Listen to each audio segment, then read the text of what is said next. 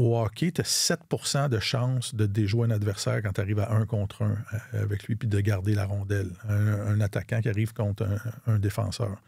Fait que si tu arrives à la ligne bleue, si tu es en train d'attaquer, tu arrives à la ligne bleue adverse, puis tu es dans une situation de 1 contre 1, puis qu'il n'y a pas d'ouverture, il faut que tu prennes acte de ça, puis tu dis, les chances sont contre moi, les pourcentages sont contre moi, je place la rondelle derrière lui, puis on va s'installer dans la zone, puis on va essayer de garder la rondelle.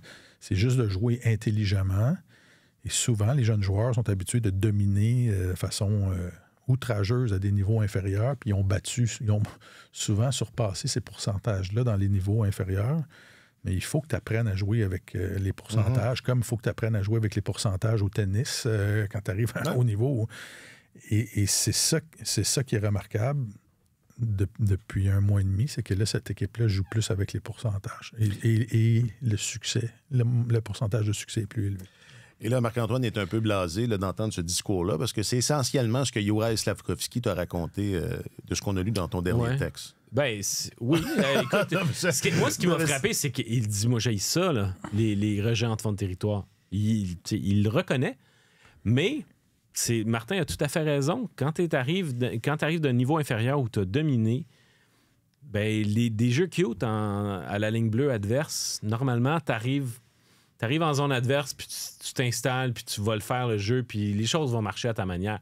Mais quand t'es devant des schémas défensifs de très, très haut niveau dans la Ligue nationale, ces options-là sont pas là. Puis si tu t'obstines en disant non, je vais la trouver, l'embouchure, puis la petite ouverture. Savez-vous qui je suis? Oui, c'est ça. Alors, ça, c'est pas... Puis j'ai en tête des séquences l'année de son repêchage. J'avais regardé plusieurs séquences de ses matchs quand il jouait à Turku, entre autres. Puis aussi avec l'équipe nationale de Slovaquie. Puis je me disais, ça marchera pas dans la Ligue nationale. Ça, il essaie c'est le fun, ça marche maintenant, mais un jour, ça marchera plus. Alors là, une bonne part des ennuis de Slafkovský, c'est d'apprendre à renoncer à ça. Pas complètement, pas de manière à tuer sa créativité puis tuer qui il est comme joueur, mais justement de mieux lire les pourcentages, de les lire plus vite aussi. Ouais. Parce que tu arrives en possession de la rondelle ou en option de passe à l'entrée de zone, il faut que tu analyses en une fraction de seconde un paquet de paramètres autour de toi qui vont t'aider à déterminer si on fait-tu un jeu en entrée de zone ou on fait un rejet en fond de territoire. Puis dis-moi, parfois, c'est comme s'il perdait patience par rapport à ça, puis il pensait trop. Il dit, je sais que Nick Suzuki, il aime pas ça plus que moi, mais lui, il pense pas, puis il le fait. Alors pourquoi moi, je le ferais pas? Et en plus, j'ai le gabarit pour aller chercher cette rondelle-là une fois qu'on l'a mis, qu'on l'a placé en fond de territoire. J'ai la vitesse et le gabarit pour pouvoir m'assurer de la récupérer. Alors, théoriquement, il sait que c'est ce qu'il doit faire, mais il y a encore un blocage. Et puis, à un moment donné, ça va se dénouer. Combien de temps ça va prendre, je ne sais pas, mais à long terme, je ne suis pas inquiet. Mais c'est comme un nœud qu'il faut dénouer à l'heure actuelle. Puis, écoute, ça peut prendre encore des semaines. Peut-être que ça va prendre le reste de l'année. Peut-être que ça va prendre le reste de l'année. Mais en même temps, il y a trop... On l'a vu auparavant, l'année dernière, entre autres, qu'il est capable de penser vite, ce jeune-là, puis il est capable de prendre ses décisions rapidement, puis de faire le bon jeu.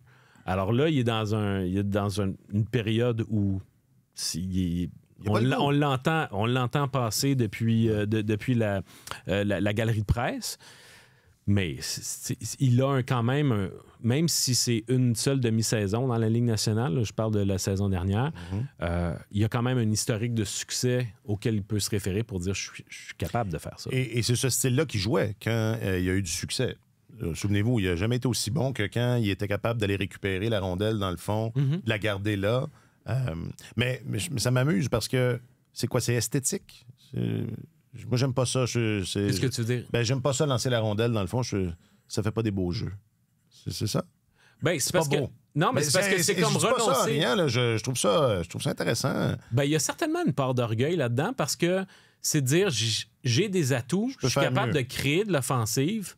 Fait qu'on nous laisse l'occasion de le démontrer.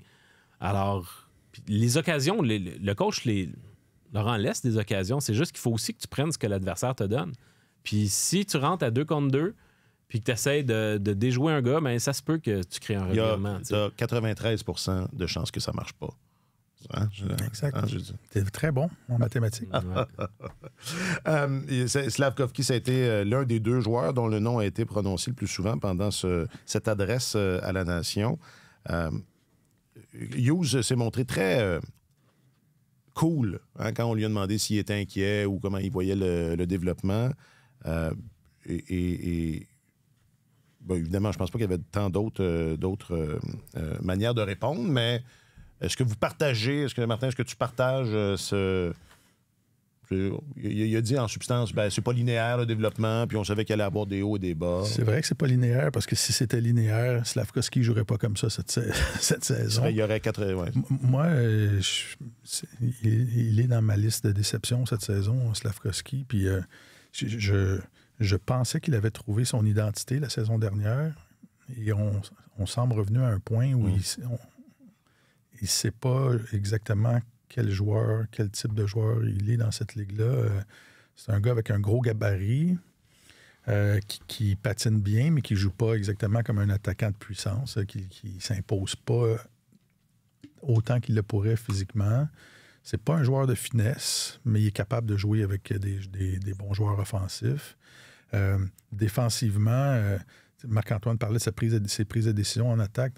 J'ai remarqué souvent au cours du dernier mois et demi à quel point il est souvent en retard défensivement, à quel point il ne lit pas le jeu défensivement. Il est souvent immobile dans sa zone. Puis là, il voit que la rondelle s'en va au point A, s'en va pour couvrir le joueur qui a reçu la rondelle au point A. Là, il arrive en retard parce que quand il arrive, la rondelle vient de repartir dans une autre décision. Et il arrive en retard comme ça sur 3 ou 4 jeux consécutifs. Et là, ça déboule pour le reste de ses coéquipiers.